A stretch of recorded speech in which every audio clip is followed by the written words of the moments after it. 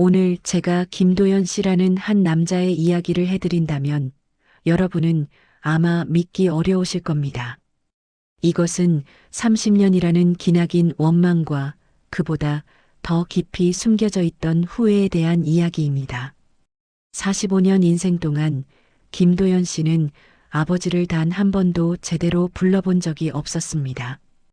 그에게 아버지라는 단어는 따뜻한 기억이 아니라 시커먼 상처 그 자체였으니까요.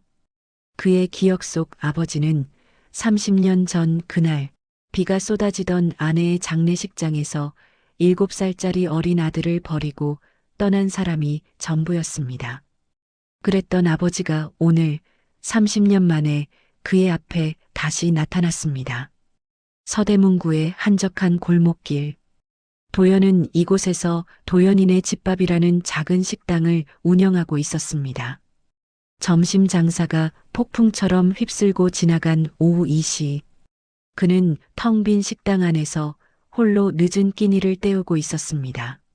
손님이 없어 남은 반찬에 찬밥을 만 것이 전부였습니다. 요즘 야채값이 금값이라더니 남는 게 없네.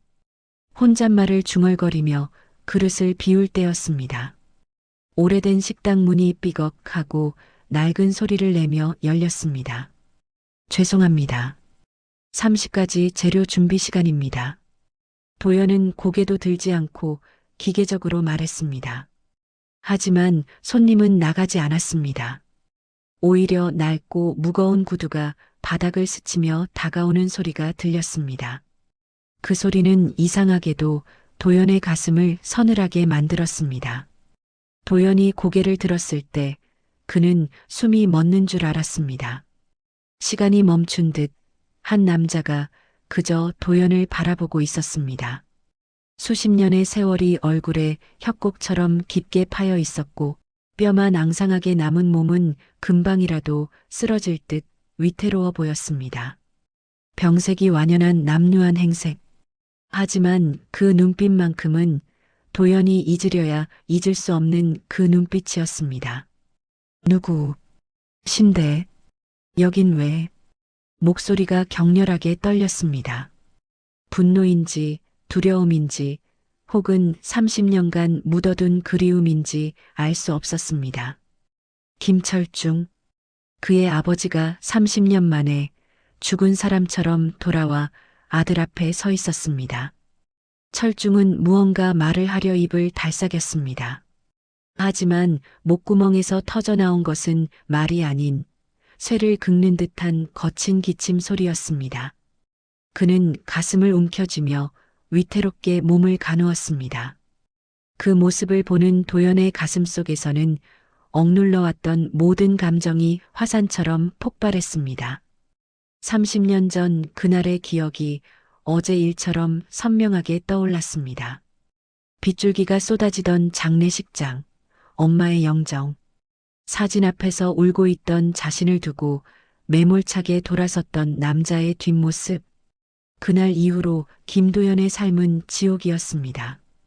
친척 집을 전전하며 눈칫밥을 먹어야 했고 학비를 벌기 위해 공사판을 씻습니다. 이제 와서 대체 왜 나타난 겁니까?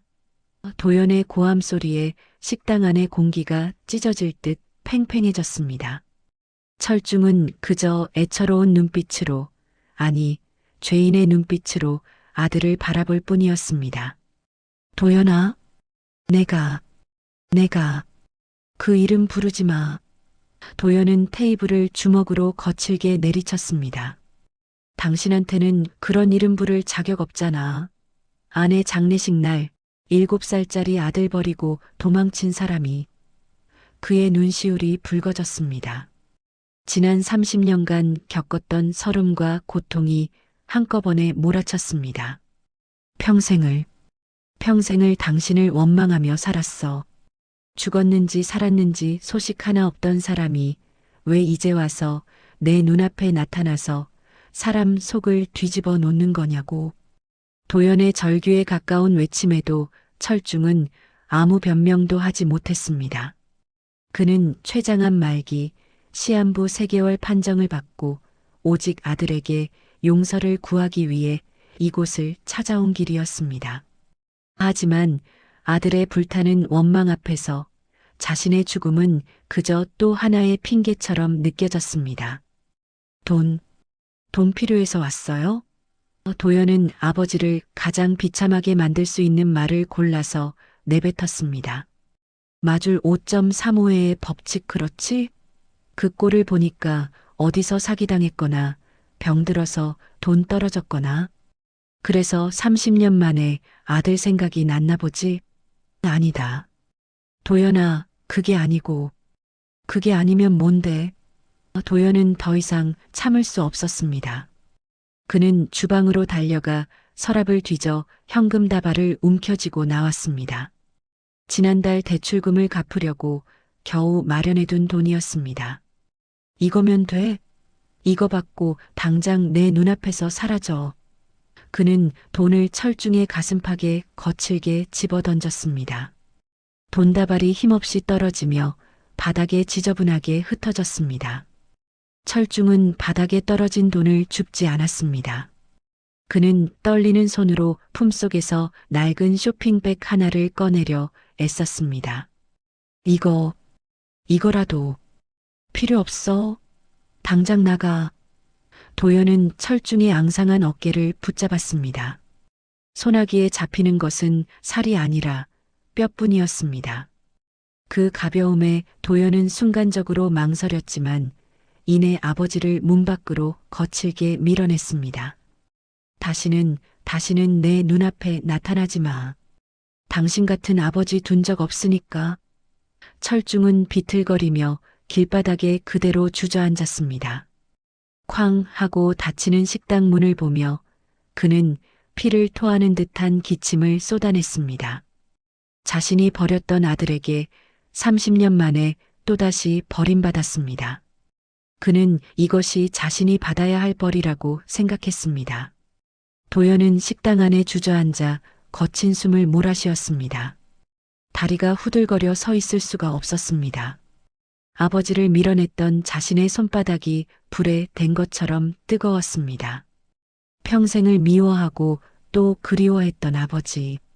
하지만 30년 만에 돌아온 아버지는 그가 상상했던 모습 중 가장 최악의 모습이었습니다. 도연은 그날 밤 흩어진 돈을 보며 잠을 이룰 수 없었습니다. 한편 아버지가 길바닥에 쓰러져 있던 그 자리에 그가 끝내 전해주지 못한 낡은 쇼핑백 하나가 남아 있었습니다. 그 안에는 도연이 어릴 적 낡아서 신지 못했던 브랜드의 새 운동화가 들어 있었습니다. 철중은 그것을 사기 위해 마지막 남은 약값까지 전부 써버렸다는 것을 도연은 아직 알지 못했습니다. 아버지를 매몰차게 내쫓은 그날 밤 도연은 가게 문을 닫고도 한참을 그 자리에 우두커니 앉아 있었습니다. 30년 만에 나타난 아버지는 그의 인생의 가장 큰 상처였고 동시에 가장 풀고 싶은 의문이었습니다. 어린 시절 그는 동네 어귀에서 매일같이 아버지를 기다렸습니다. 혹시나 오늘 밤에는 과자 봉지를 들고 도연아 하고 불러주지 않을까? 하지만 그런 아버지는 돌아오지 않았습니다. 그 기다림이 원망으로, 원망이 체념으로 바뀌기까지 수십 년이 걸렸습니다. 그런데 이제 와서 모든 것을 잊고 겨우 버티며 살아가려는 자신 앞에 왜 나타난 것일까? 도연은 애써 눌러왔던 분노와 함께 알 수 없는 죄책감에 휩싸였습니다. 그렇게 쫓아내지 말았어야 했나? 아니, 30년간 버려진 아들이 할 수 있는 당연한 행동이었다. 그는 스스로에게 수없이 되뇌며 합리화해야 했습니다. 다음 날부터 이상한 일이 벌어지기 시작했습니다. 아버지가 김철중이 사라지지 않은 것입니다. 그는 도연의 식당 주변을 떠나지 않았습니다. 마치 그림자처럼 도연의 시야가 닿을 듯 말 듯한 거리에서 계속 맴돌았습니다. 아침 일찍 도연이 가게 문을 열러 나올 때면 저 멀리 골목, 모퉁이에 쭈그리고 앉아있는 희미한 형체가 보였습니다. 분명 아버지였습니다. 밤늦게 장사를 마치고 지친 몸을 이끌고 나올 때도 맞은편 편의점, 야외 테이블에서 컵라면, 국물을 마시고 있는 초라한 뒷모습이 보였습니다. 도연은 그 모습이 지독하게 불쾌했습니다. 그것은 마치 자신의 비참했던 과거를 억지로 상기시키는 것만 같았습니다. 며칠 뒤 비가 억수같이 쏟아지는 날이었습니다. 도연은 재료가 동나 급하게 시장에 다녀오는 길이었습니다. 우산을 들고 있었지만 바지가 다 젖을 정도로 비바람이 거셌습니다. 식당 앞에 다다랐을 때 그는 자신의 눈을 의심했습니다. 아버지가 철중이 처마 밑도 아닌 비를 고스란히 맞으며 식당 입구에 우두커니 서 있었습니다. 그는 얇은 겉옷 하나만 걸친 채 빗물에 흠뻑 젖어 덜덜 떨고 있었습니다. 그 모습은 마치 길 잃은 노인처럼 처량했지만 도연의 눈에는 그렇게 보이지 않았습니다. 여기서 뭐 하는 겁니까? 도연의 목소리는 빗소리를 뚫고 날카롭게 울렸습니다. 철중은 아들의 목소리에 화들짝 놀라며 마치 죄를 짓다 들킨 사람처럼 어깨를 움츠렸습니다. 아니, 나는 그냥 내가 잘 있나? 잘 있나 보러 와요? 이 꼴로 비 맞고 서서 동정이라도 사려고. 도연은 이것이 아버지가 자신을 압박하는 방식이라고 생각했습니다. 자신을 버린 것도 모자라 이제 와서 불쌍한 행색으로 아들의 죄책감을 자극해 돈이라도 뜯어내려는 수작으로 보였습니다. 마줄 5.35회의 법칙이 도연의 눈을 완벽하게 가리고 있었습니다. 돈이 얼마나 필요하길래 이러는 겁니까? 얼마나 줘야 이 지긋지긋한 연극을 끝내고 내 앞에서 사라져 줄 거냐고. 도연은 주머니에서 지갑을 꺼내 10,000원짜리 몇 장을 구겨 철중의 가슴팍에 던졌습니다. 이거 받고 당장 꺼져요. 다시는 내 눈앞에 나타나지 마. 돈다발이 비에 젖어 바닥으로 후두둑 떨어졌습니다. 철중은 바닥에 떨어진 돈을 보지도 않았습니다. 그는 떨리는 손으로 품속에서 무언가를 꺼내려 애썼습니다. 그것은 낡은 비닐봉지에 쌓인 작은 약 봉투였습니다. 그가 지금 견디고 있는 고통은 췌장암 말기의 통증이었습니다. 하지만 도연에게는 그저 연기를 위한 소품처럼 보였습니다. 됐어요. 그런 거 필요 없으니까 당장 가라고. 도연은 더 이상 상종하기 싫다는 듯 철중을 밀치고 가게 안으로 들어가 문을 잠가버렸습니다. 철중은 차마 아들에게 자신이 시한부라는 말을 할 수 없었습니다. 용서를 구하러 왔지만 아들에게는 자신의 존재 자체가 또 다른 고통이 된다는 것을 깨달았기 때문입니다. 철중은 바닥에 떨어진 돈을 줍지 않았습니다. 그는 그저 빗속에서 한참을 서 있다가 아들이 보지 않는 것을 확인하고는 식당 뒤편으로 향했습니다. 그가 매일 식당 주변을 맴돌았던 이유는 따로 있었습니다. 그는 도연이 버리는 음식물 쓰레기통을 남몰래 뒤지고 있었습니다.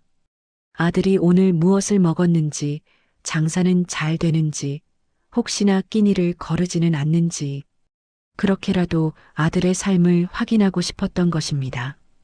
마줄 5.7 후회의 법칙이 철중의 모든 행동을 지배하고 있었습니다. 그는 차가운 빗물과 함께 뜨거운 눈물을 삼켰습니다. 도연아, 아버지가 미안하다. 정말 미안하다. 그의 가슴속 후회는 빗소리에 묻혀 아들에게 닿지 못했습니다. 한편 가게 안에서 이 모든 것을 지켜보던 도연은 아버지가 돈도 줍지 않고 사라진 것에 대해 더욱 깊은 오해에 빠져들었습니다. 고작 저 돈으로는 어림도 없다 이건가. 두 사람의 오해는 걷잡을 수 없이 깊어지고 있었습니다. 아버지가 주변을 맴돈 지 일주일째. 도연은 애써 그를 무시하며 일상을 지키려 발버둥 쳤습니다. 도연이네 집밥은 그에게 단순한 가게가 아니었습니다.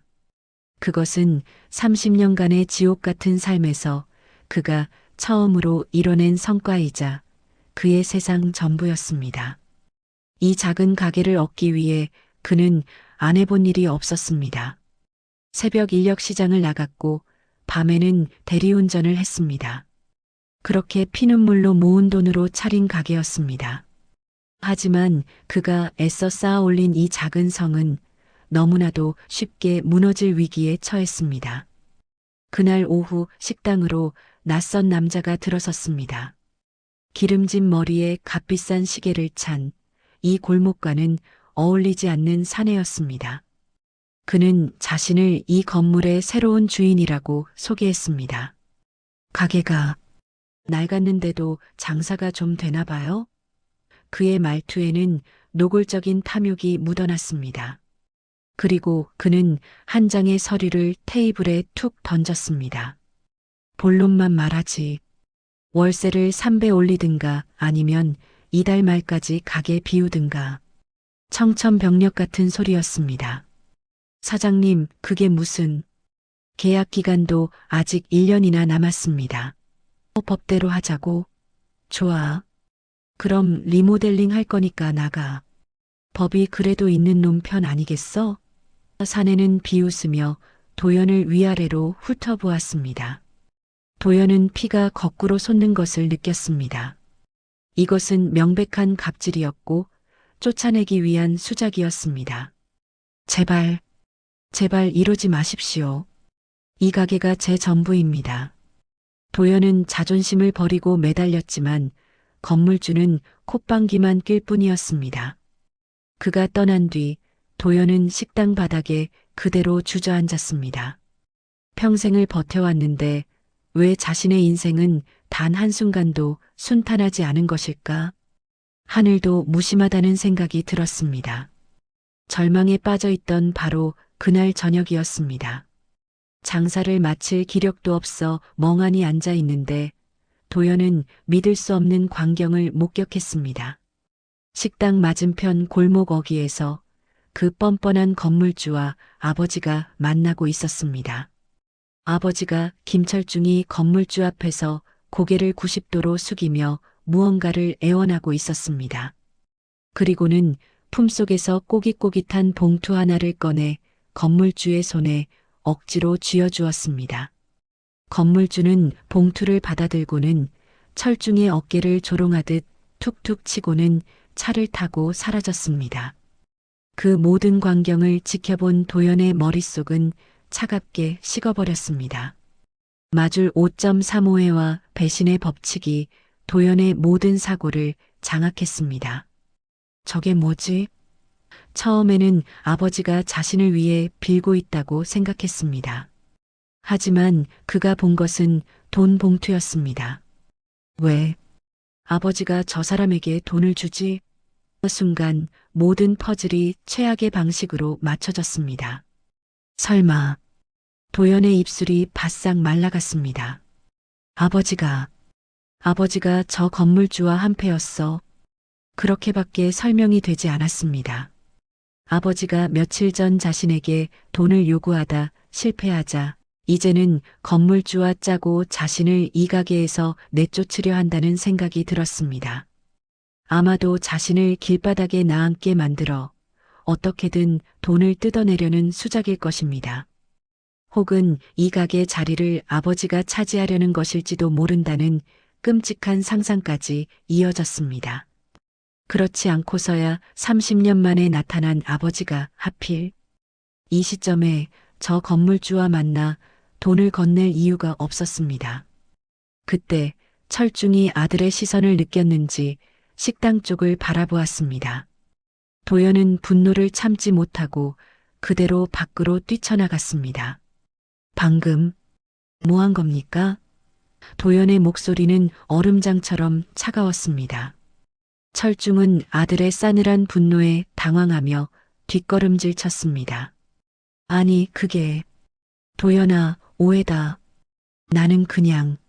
오해? 내가 뭘 오해했는데. 당신이 저 인간 쓰레기 같은 건물주 만나서 돈 주는 걸 내 눈으로 똑똑히 봤는데 그게 내 식당 일 때문에. 철중은 사실을 말하려 했습니다. 그것은 그가 가진 전 재산이자 자신의 병원비로 쓰려던 마지막 돈이었습니다. 아들의 식당을 지키기 위해 사정이라도 해보려 했던 것입니다. 하지만 도연에게는 그 어떤 변명도 들리지 않았습니다. 내 식당 일이요? 내 식당을 망치려는 거 아니고, 내쫓으라고. 저 건물주한테 돈 찔러주면서 나 좀 망하게 해달라고 그런 거 아니냐고. 도연의 절규에 철중은 가슴이 찢어지는 것 같았습니다. 아니다. 정말 아니다. 시끄러워. 도연은 아버지를 밀쳤습니다. 당신 같은 사람을 아버지라고. 당신이 내 인생을 망치려고 작정을 했구나. 30년 전에 날 버린 걸로는 부족해서 이제 내 마지막 남은 밥줄까지 끊어놓으려고. 도연은 철중을 경멸의 눈빛으로 바라보았습니다. 좋아. 어디 한번 해봐. 당신이 이기나 내가 이기나. 하지만 이것만 알아둬. 나는 당신처럼 도망치지 않아. 내 가게는 내가 지켜. 도연은 차갑게 돌아섰습니다. 철중은 아들의 뒷모습을 잡지 못했습니다. 깊어지는 오해 속에서 그는 또다시 피를 토하는 듯한 기침을 쏟아냈습니다. 자신이 아들을 도우려 할수록 아들은 자신을 더 깊은 지옥으로 밀어넣는 악마로 보고 있었습니다. 아버지와의 끔찍한 대면 이후 도연의 삶은 걷잡을 수 없이 무너져 내렸습니다. 그는 아버지가 건물주와 결탁하여 자신을 망가뜨리려 한다는 마줄 5.3의 오해에 완전히 사로잡혔습니다. 그는 이 부당한 퇴거 통보에 맞서 싸워보려 했습니다. 아침 일찍 구청을 찾아가 억울함을 호소하고 무료 법률 상담소를 샅샅이 뒤졌습니다. 하지만 돌아오는 대답은 모두 절망적이었습니다. 사장님, 법이 참 그렇습니다. 건물주가 본인이 쓰겠다고 리모델링한다면 사실상 방법이 없습니다. 보상금이라도 그것도 건물주가 선의로 줘야 받는 겁니다. 지금처럼 작정하고 내쫓으려는 사람한테는 변호사의 말은 도연의 마지막 희망마저 끊어버렸습니다. 그는 텅 빈 식당으로 돌아왔습니다. 테이블 하나, 의자 하나 모두 그의 피와 땀이 서린 것들이었습니다. 이곳을 지키기 위해 그는 30년을 버텼는데 그 모든 것을 30년 만에 나타난 아버지가 송두리째 무너뜨리고 있었습니다. 그는 더 이상 장사를 할 수 없었습니다. 식당 문을 닫아 걸었고 찾아오는 단골 손님들에게도 고개를 숙이며 죄송합니다. 당분간 쉽니다라는 말만 되풀이했습니다. 도연은 식당 구석에 주저앉아 멍하니 천장만 바라보았습니다. 원망은 이제 분노를 넘어 깊은 절망이 되었습니다. 그래, 내 인생이 그렇지 뭐. 7살 때 버림받은 순간부터 내 삶은 이미 끝난 거였어. 왜 그걸 잊고 행복해지려 발버둥 쳤을까? 그는 아버지를 원망하는 것조차 지쳐버렸습니다. 그는 자신의 모든 것을 포기할 준비를 하고 있었습니다. 그가 모르는 사이 그의 아버지는 아들의 이 절망을 되돌리기 위해 마지막 사투를 벌이고 있었습니다. 김철중은 그날 이후 아들을 볼 면목이 없어 식당 근처에도 가지 못했습니다. 그는 아들의 오해를 풀어야 했습니다. 아니, 오해를 풀기 이전에 아들의 식당을 지켜내야 했습니다. 그가 건물주에게 건넸던 돈은 사실 그의 전 재산이자 마지막 남은 항암 치료비였습니다. 그 돈으로도 턱없이 부족하다는 것을 알았지만 그는 어떻게든 건물주의 마음을 돌려보려 했습니다. 철중은 차가운 길거리에서 밤을 새우며 건물주가 다시 나타나기만을 기다렸습니다. 췌장암 말기의 고통은 진통제 없이는 단 1분도 버티기 힘들었습니다. 하지만 그는 약을 살 돈마저 건물주에게 줘버린 상태였습니다. 마줄 5.7의 지독한 후회가 그의 몸을 좀먹고 있었습니다. 내가 그때 도연히 손을 놓지 말았어야 했는데, 내가 지은 죄 때문에 내 아들이 평생을 고통 속에서 사는구나. 그는 자신의 병보다 아들이 자신을 악마로 기억하게 될 것이라는 사실이 더 두려웠습니다. 이틀 뒤 철중은 수소문 끝에 건물주의 사무실이 있는 빌딩을 찾아냈습니다. 그는 이미 이틀 밤낮을 거의 굶다시피 했고 진통제 기운도 완전히 떨어진 상태였습니다. 온몸이 칼로 찢기는 듯한 고통이 몰려왔지만 그는 아들의 얼굴을 떠올리며 걸음을 옮겼습니다. 한 번만 더 만나서 빌어보자. 내 목숨이라도 가져가고 우리 아들 인생은 제발. 그가 빌딩 로비에 들어서려는 순간이었습니다. 극심한 통증과 함께 눈앞이 하얗게 변했습니다. 다리에 힘이 풀리며 그는 차가운 대리석 바닥에 그대로 고꾸라졌습니다. 사람들이 놀라 수군거렸지만 아무도 선뜻 다가오지 않았습니다. 그가 의식을 잃어가던 바로 그때 한 여자가 비명을 지르며 그에게 달려왔습니다. 어머, 철중 씨, 김철중 씨. 그녀는 철중의 오랜 친구이자 그의 모든 비밀을 어렴풋이 알고 있는 유일한 증인, 박영희였습니다. 영희는 근처 시장에서 장을 보고 집으로 돌아가던 길이었습니다. 정신 좀 차려봐요. 이게 무슨 일이야? 영희의 눈에 철중의 품에서 떨어져 나온 낡은 약 봉투가 보였습니다. 췌장암 말기. 그녀는 철중의 상태를 보고 숨이 멎는 줄 알았습니다. 그녀는 떨리는 손으로 119를 불렀습니다.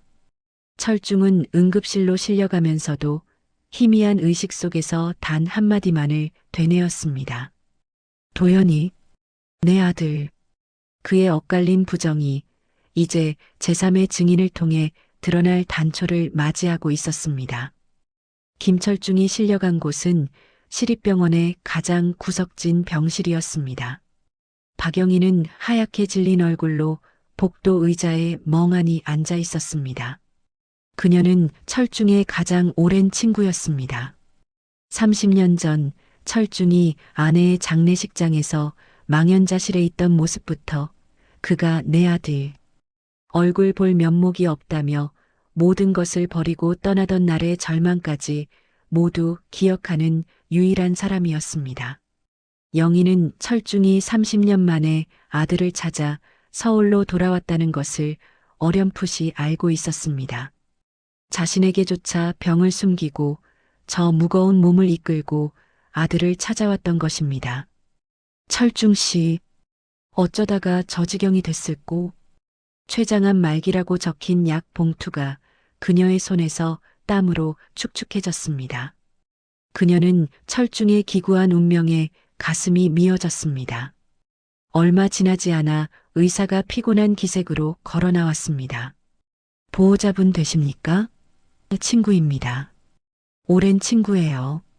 상태가 많이 안 좋은가요? 의사는 고개를 저었습니다. 이미 손 쓸 수 있는 시기는 지났습니다.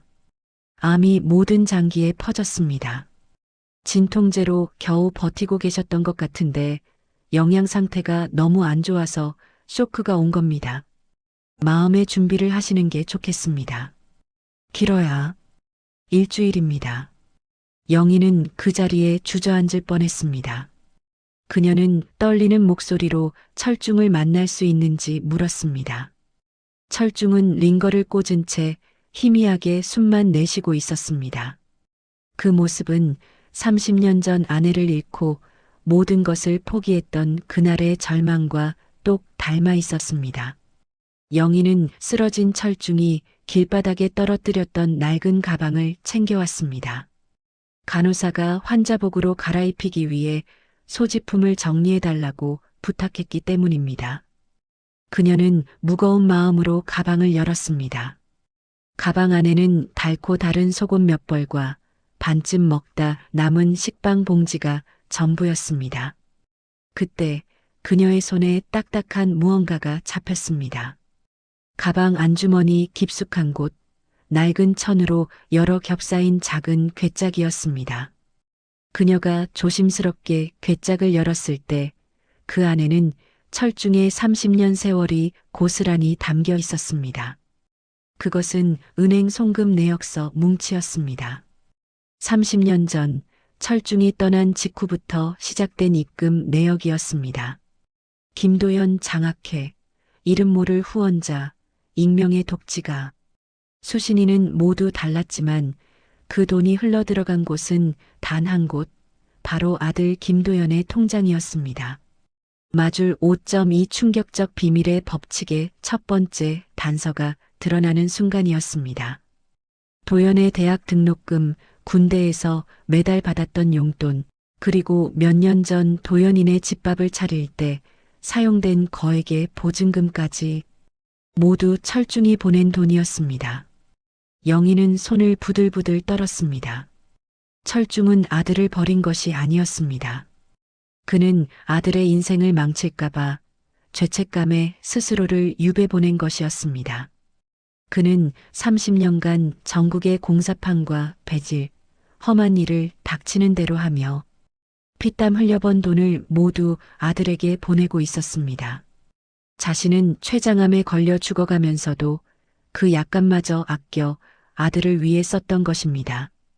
바보 같은 사람, 멍청한 사람.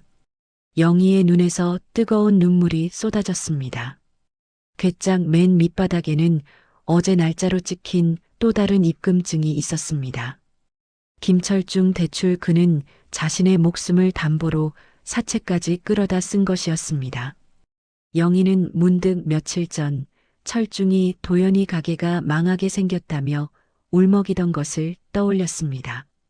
그가 건물주에게 건넸던 그 돈, 도연이 배신의 증거라고 오해했던 그 돈은 바로 철중의 마지막 남은 생명줄이었던 것입니다. 그 돈이었구나. 영희는 더 이상 침묵할 수 없다고 결심했습니다. 이대로 철중이 죽는다면 도연은 평생 아버지를 자신의 가게를 망치려던 악마로 기억하며 살아갈 것입니다.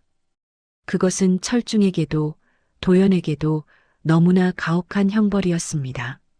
마줄 5.7의 후회가 30년 만에야 밝혀질 기회였습니다. 내가 바로 잡아야 해. 영희는 송금 내역서 뭉치를 품에 안았습니다. 그녀는 지금 당장 도연을 찾아가야 했습니다. 그녀는 철중의 30년 세월이 담긴 이 비밀을 들고 아들의 원망이 가득한 그 식당을 향해 걸음을 옮기기 시작했습니다. 그녀는 몰랐습니다. 자신이 지금 아들에게 전하려는 진실이 철중이 그토록 숨기려 했던 또 다른 비밀의 시작일 뿐이라는 것을. 철중이 30년 전 아들을 버릴 수밖에 없었던 진짜 이유가 아직 남아 있었기 때문입니다. 그 시각 김도연은 텅 빈 식당에 홀로 앉아 있었습니다. 그는 모든 것을 포기했습니다. 가게를 내놓겠다는 종이를 문에 붙여 놓았고 며칠째 식당 문을 열지 않았습니다. 그의 머릿속은 아버지라는 존재에 대한 증오와 자신의 인생을 망가뜨린 그에 대한 배신감으로 가득 차 있었습니다. 마줄 5.3의 오해는 돌이킬 수 없을 만큼 깊어져 그는 이미 삶의 모든 의지를 잃어버린 상태였습니다. 그는 아버지가 자신의 마지막 남은 것마저 빼앗아 갔다고 확신했습니다. 그래, 다 가져가라. 다 망가뜨려라. 어차피 내 인생은. 그가 자포자기의 심정으로 중얼거리던 그때였습니다. 식당 문을 누군가 부서져라 두드리기 시작했습니다. 쾅, 쾅, 쾅. 누구세요? 장사 안 합니다. 도연은 기어들어가는 목소리로 대답했지만 문 밖의 사람은 멈추지 않았습니다. 오히려 더 거칠게 문고리를 잡아 흔들었습니다. 김도연 씨, 문 열어요. 나예요, 박영희. 당신 아버지. 친구. 도연은 아버지 친구라는 말에 미간을 찌푸렸습니다. 또 돈 뜯으러 보낸 사람인가. 그가 마지못해 문을 열었을 때 박영희가 헝클어진 머리로 숨을 헐떡이며 서 있었습니다. 그녀는 도연을 보자마자 다짜고짜 안으로 밀고 들어왔습니다. 당신 지금 여기서 이러고 있을 때가 아니야. 뭡니까, 아줌마. 그 인간이 보냈어요? 돈 필요하다고? 도연의 차갑고 경멸 어린 말투에 박영희의 얼굴이 하얗게 질렸습니다. 그녀는 이 모든 오해의 근원을 단번에 깨달았습니다. 돈, 당신 아버지한테 지금 돈이라고 했어? 그럼 뭡니까? 30년 만에 나타나서 내 가게까지 망쳐놓으려는 인간한테 내가 무슨 말을 합니까? 그 순간 박영희의 손바닥이 도연의 뺨을 거칠게 후려쳤습니다. 도연은 갑작스러운 따기에 멍하니 영희를 바라보았습니다. 이 바보 같은 자식? 멍청한 놈. 영희는 눈물과 분노가 뒤섞인 채 소리쳤습니다. 내 아버지가 널 망쳐?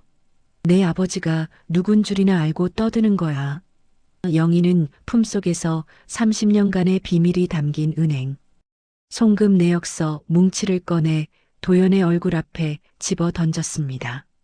마줄 5.2의 비밀이 폭로되는 순간이었습니다. 이거나 쳐다봐. 내가 지금껏 어떻게 살았는지 내 눈으로 똑똑히 보라고. 낡은 종이 뭉치가 식당 바닥에 어지럽게 흩어졌습니다. 도연은 영문을 모른 채 바닥에 떨어진 종이를 집어들었습니다.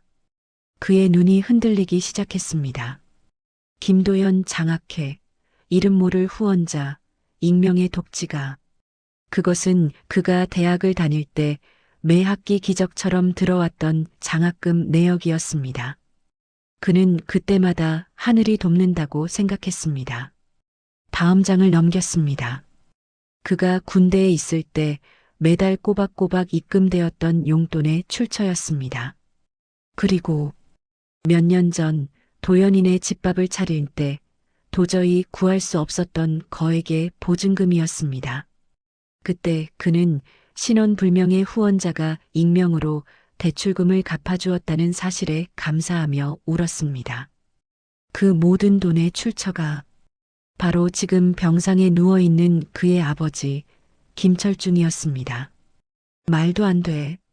이건 도연의 손이 부들부들 떨렸습니다. 말이 안 돼? 이게 말이 안 되는 것 같아? 영희는 기가 막혀 소리쳤습니다. 내 아버지는 30년 동안 너 하나 보고 살았어.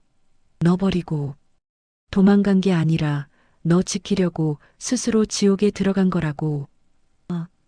전국 공사판 안 다닌 데가 없고 원양어선 타고 태평양까지 나갔어. 그렇게 피땀 흘려 번 돈 자기한테는 10원 한 장 안 쓰고 전부 너한테 보낸 거야. 도연은 아무 말도 할 수 없었습니다. 그는 아버지가 건물주에게 돈을 건네던 장면을 떠올렸습니다. 그럼 그때 건물주한테 준 돈은 그게 그 인간 마지막 남은 돈이었어. 자기 췌장암 약값, 항암 치료비였다고. 영희의 절규에 도연의 세상이 무너져 내렸습니다. 마줄 5.5의 공감대가 마줄 5.1의 갈등을 집어삼키는 순간이었습니다. 내 가게 망할까봐, 내가 자기처럼 불행해질까봐, 그 돈 들고 가서 그 망할 건물주한테 무릎 꿇고 빈 거야. 내 아들 가게만 살려달라고. 그런데 너는 그 아버지한테 뭐라고 했어? 돈 뜯으러 왔냐고? 내 인생 망치러 왔냐고? 도연은 그 자리에 주저앉았습니다. 자신이 뱉었던 모든 말들이 비수가 되어 돌아왔습니다. 자신이 경멸했던 그 초라한 행색은 자신을 위해 모든 것을 불태운 흔적이었습니다. 그리고 지금 내 아버지는 길바닥에서 쓰러져서 사경을 헤매고 있어. 너 살리겠다고 그 짓 하다가 지금 당장 죽어도 이상하지 않다고. 박영희는 시립병원 응급실 주소를 종이에 거칠게 적어 도연에게 던졌습니다. 가보든 말든 내 마음대로 해. 하지만 내가 지금 그 인간 마지막 가는 길도 외면한다면 너도 내가 그렇게 증오하는 내 아버지랑 똑같은 놈이 되는 거야. 영희는 모든 말을 쏟아내고는 지친 듯 식당을 나갔습니다. 도연은 한참을 멍하니 앉아 있었습니다. 그는 흩어진 송금 내역서를 미친 사람처럼 끌어모았습니다. 그것은 종이 뭉치가 아니었습니다. 그것은 아버지의 30년치 생명이었습니다. 아버지, 아버지. 그는 평생 입에 담지 못했던 그 이름을 울부짖으며 병원을 향해 미친 듯이 달려나가기 시작했습니다. 도연은 숨이 턱까지 차올랐지만 멈출 수 없었습니다. 시립병원 응급실을 향해 달려가는 내내 그의 머릿속은 지옥이었습니다. 자신이 아버지에게 내뱉었던 모든 악담이 칼이 되어 자신의 심장을 꽂았습니다. 돈 때문에 왔냐고? 당신 같은 아버지 둔 적 없다고? 내 인생 망치러 왔냐고? 그 모든 순간에 아버지는 죽음의 고통 속에서 자신을 지키려 하고 있었습니다. 도연은 자신의 어리석음과 잔인함에 치를 떨었습니다. 그는 아버지를 원망한 것이 아니었습니다. 그는 아버지를 죽이고 있었던 것입니다. 아버지, 아버지, 제발. 그는 평생 부르지 않았던 그 이름을 수백 번 되뇌며 병원 복도를 달렸습니다. 박영희가 말해준 병실 문을 열었을 때 도연은 그 자리에 얼어붙었습니다. 침대 위에는 그가 알던 아버지가 없었습니다. 온갖 생명 유지 장치에 둘러싸인 뼈만 앙상하게 남은 한 노인이 가쁜 숨을 몰아쉬고 있을 뿐이었습니다. 그는 아버지가 이토록 말라비틀어져 있었다는 것을 이제야 깨달았습니다. 아버지, 저 왔어요. 도연이에요. 도연은 침대 옆으로 다가가 떨리는 손으로 아버지의 손을 잡으려 했습니다. 하지만 차마 잡을 수가 없었습니다. 자신이 돈을 던졌던 그 손, 아버지를 밀쳤던 바로 그 손이었기 때문입니다. 철중은 아들의 목소리를 들었는지 감고 있던 눈을 힘겹게 뜨려 애썼습니다. 흐릿한 시야 속에서 아들의 형체가 어른거리자 그는 마지막 힘을 짜내어 무언가를 말하려 했습니다. 도, 현, 아, 미, 안, 아니에요. 아버지, 내가 잘못했어요. 도연은 결국 아버지의 손을 붙잡고 그 자리에 무너져 내렸습니다. 내가 다 잘못했어요. 용서하지 마세요. 그냥 눈만 뜨고 계세요. 제발. 그의 뜨거운 눈물이 철중의 차가운 손등 위로 쏟아졌습니다. 철중은 아들의 눈물을 닦아주려 손을 들려 했지만 그의 손은 더 이상 움직이지 않았습니다. 그는 아들의 오열을 들으며 30년 만에 처음으로 편안한 미소를 지어 보였습니다. 그리고 천천히 다시 눈을 감았습니다. 아버지, 아버지, 눈 뜨세요. 아버지. 도연의 절규와 함께 병실 안으로 의사와 간호사들이 뛰어들어왔습니다. 도연은 무력하게 복도로 밀려났습니다. 그는 수술실 불이 켜진 복도에 주저앉아 멍하니 앞만 바라보았습니다. 그때 간호사가 철중의 낡은 가방을 들고 나왔습니다. 보호자분, 환자분 소지품입니다. 도연은 홀린 듯 그 가방을 받아들었습니다. 그가 아버지에게서 억지로 빼앗아 든 것 같은 기분이었습니다. 가방을 열자 박영희가 말했던 작은 괴짝이 보였습니다. 송금 내역서 뭉치는 이미 영희가 가져간 뒤였습니다. 하지만 그 괴짝 밑바닥 낡은 천 밑에 숨겨진 또 다른 공간이 있었습니다. 도연은 떨리는 손으로 그곳을 열었습니다. 그 안에는 30년간의 세월이 켜켜이 쌓인 편지 뭉치가 들어 있었습니다. 마줄 5.2의 두 번째 비밀, 마줄 5.7의 후회의 결정체였습니다. 수백 통은 좋게 되어 보이는 누렇게 바래고 모서리가 닳아버린 편지들이었습니다. 모든 편지 봉투의 수신인은 내 아들 도연이에게라고 적혀 있었지만 단 한 통도 붙이지 못한 편지들이었습니다. 도연은 가장 위에 있는 편지를 집어들었습니다. 30년 전 날짜였습니다. 사랑하는 내 아들 도연아. 아버지가 미안하다. 내 엄마를 지키지 못했는데 너마저 내 곁에 두면 아버지는 내가 나처럼 불행해질까봐 너무 무섭다. 부디 나를 잊고 씩씩하게 자라다오. 그는 다음 편지를 읽었습니다. 도연의 중학교 입학식 날이었습니다. 오늘은 우리 아들 교복 입는 날이겠구나. 멀리서 몰래 지켜봤다. 훌륭하게 자라줘서 고맙다. 등록금은 보냈다. 혹시나 내가 아버지 때문에 기죽을까봐 장학금이라고 써달라고 은행에 부탁했다. 아버지가 못나서 미안하다. 다음 편지는 도연이 가게를 열던 날 쓰였습니다. 드디어 내 가게가 생겼구나. 도연이네 집밥. 얼마나 자랑스러운지 모른다. 어제 몰래 가서 내가 만든 밥을 먹어봤다. 세상에서 가장 맛있는 밥이었다. 아들아. 아버지는 이제 죽어도 여한이 없다. 그리고 마지막 편지는 불과 며칠 전 그가 병원에서 시한부 판정을 받은 날 쓰인 것이었습니다. 도연아, 아버지가 이제 너를 만날 시간이 얼마 남지 않았다. 평생을 숨어 살았는데 이 몹쓸 병이 드디어 나에게 내 앞에 설 용기를 주었다. 가서 딱 한마디만 하고 싶다. 30년 동안 단 하루도 너를 사랑하지 않은 날이 없었다고. 미안하다고. 도연은 더 이상 편지를 읽을 수 없었습니다. 이피님의 전략 제안대로 17년간 매일 밤 편지를 썼지만 붙이지 못했다는 구체적인 행동 묘사가 그 어떤 말보다도 강력하게 아버지의 후회와 죄책감을 증명하고 있었습니다.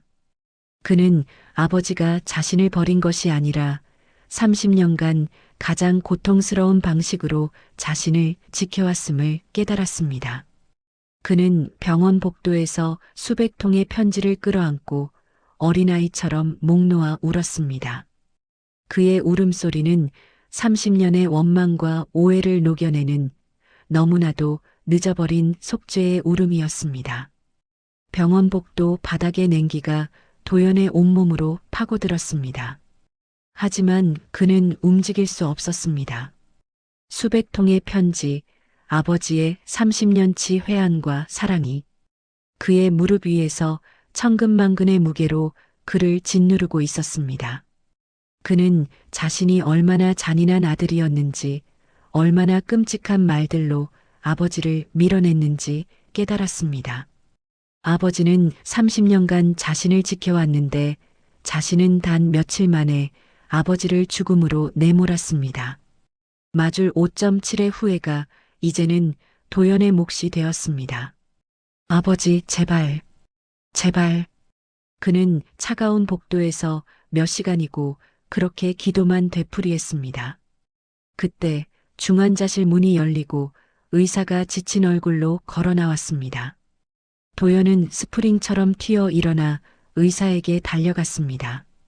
의사 선생님, 아버지, 우리 아버지는요? 의사는 잠시 도연을 바라보다가 마스크를 고쳤으며 말했습니다. 정말 기적입니다. 혈압이 다시 잡혔습니다. 위독한 고비는 넘겼지만 언제 다시 나빠질지 모릅니다. 마음의 준비는 계속하셔야 합니다. 하지만 의사는 말을 이었습니다. 환자분이 아드님을 애타게 찾으십니다. 도연은 그 자리에 주저앉아 버렸습니다. 신이시여, 아버지가 자신에게 마지막 기회를 주셨습니다. 그는 간호사의 부축을 받아 비틀거리며 중환자실로 들어섰습니다. 아버지는 여전히 수많은 기계에 둘러싸여 있었지만 분명히 눈을 뜨고 도연을 바라보고 있었습니다. 산소 호흡기 너머로 그의 눈동자가 아들을 향해 애타게 움직였습니다. 도연은 더 이상 참지 못하고 아버지의 앙상한 손을 붙잡았습니다. 자신이 그토록 경멸했던 뼈만 남은 그 손이었습니다. 아버지, 아버지, 저 왔어요. 그는 목이 메어 차마 다음 말을 잇지 못했습니다. 제가 잘못했어요 라는 그 흔한 말이 수백 개의 가시가 되어 목에 걸렸습니다. 아버지, 저를 용서하지 마세요. 그냥 이렇게 살아만 계세요. 제가 평생 아버지 옆에서 속죄하며 살게요. 도연은 아버지의 손을 자신의 이마에 가져다 대고 오열했습니다. 30년 만의 진심이었습니다. 그때였습니다. 철중의 손에 아주 미약한 힘이 들어갔습니다. 그가 도연의 손을 마주 잡으려 애쓰고 있었습니다. 그의 입술이 산소 호흡기 안에서 달싹였습니다. 목소리는 나오지 않았지만 도연은 분명히 읽을 수 있었습니다. 괜찮다 아들아. 아버지는 그 마지막 순간에도 아들을 용서하고 있었습니다. 도연은 그 말에 30년간 쌓아왔던 모든 원망과 분노가 눈 녹듯 사라지는 것을 느꼈습니다. 드디어 아버지를 만났습니다. 그가 그토록 그리워했던 아버지를 30년 만에 되찾았습니다. 바로 그 순간이었습니다. 모든 오해가 풀리고 부자의 눈물이 하나가 되던 그 찰나. B-, B-. 갑자기 철중의 심박수 모니터가 경고음을 울리며 미친 듯이 요동치기 시작했습니다. 방금까지 겨우 잡고 있던 혈압이 수직으로 떨어지고 있었습니다. 아버지, 의사 선생님, 간호사님. 도연이 절규하는 사이 의사와 간호사들이 다시 병실로 뛰어들어왔습니다. 제세동기 준비해. 환자분, 정신 차리세요. 병실은 순식간에 아수라장이 되었습니다. 그리고 맞을 5.4 클리프 행어가 작동했습니다. 의료진이 철중에게 전기 충격을 가하려던 바로 그때 쾅! 중환자실 문이 거칠게 열렸습니다. 의료진의 제지에도 아랑곳하지 않고 검은색 양복을 입은 한 사내가 차가운 얼굴로 들어섰습니다. 그는 침대에서 사경을 헤매는 철중과 그 옆에서 오열하는 도연을 번갈아 쳐다보았습니다. 시끄럽게. 다 죽어가는 노인네한테 뭐라는 거야? 누구신데? 사채업자였습니다. 철중이 아들의 가게를 구하기 위해 자신의 목숨을 담보로 돈을 빌렸던 바로 그 사람이었습니다. 사채업자는 땀에 젖은 도연을 비웃듯이 바라보며 말했습니다. 김철중 씨, 돈 갚을 시간인데 곤히 주무시고 계시네. 아들 내미가 대신 갚아야 하나? 도연은 그제야 깨달았습니다. 아버지가 남긴 것이 30년치 편지뿐만이 아니라는 것을. 자신이 그토록 증오했던 아버지의 마지막 빚이 이제 고스란히 자신의 목숨을 겨누고 있었습니다. 아버지를 살리려는 도연의 앞을 아버지가 남긴 또 다른 절망이 가로막고 있었습니다.